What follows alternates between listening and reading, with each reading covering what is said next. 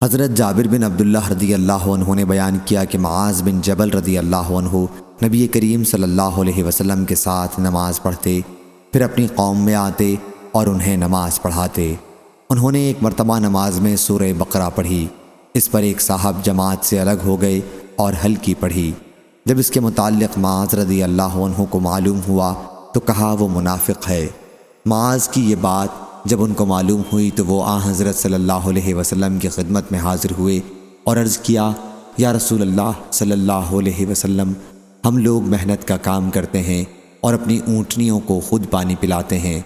حضرت معاذ نے کل رات ہمیں نماز پڑھائی اور سورہ بقرہ پڑھنی شروع کر دی، اس لیے میں نماز توڑ کر الگ ہو گیا۔ اس پر وہ کہتے ہیں کہ میں منافق ہوں۔ حضرت صلی اللہ علیہ وسلم نے فرمایا، اے معاذ، تم لوگوں کو فتنے میں مبتلا کرتے ہو۔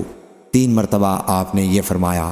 جب امام ہو تو سورہ اقرا والشمس وضحاہا اور سبح اسم ربک الاعلی جیسی سورتیں پڑھا کرو۔ صحیح بخاری حدیث نمبر 6106۔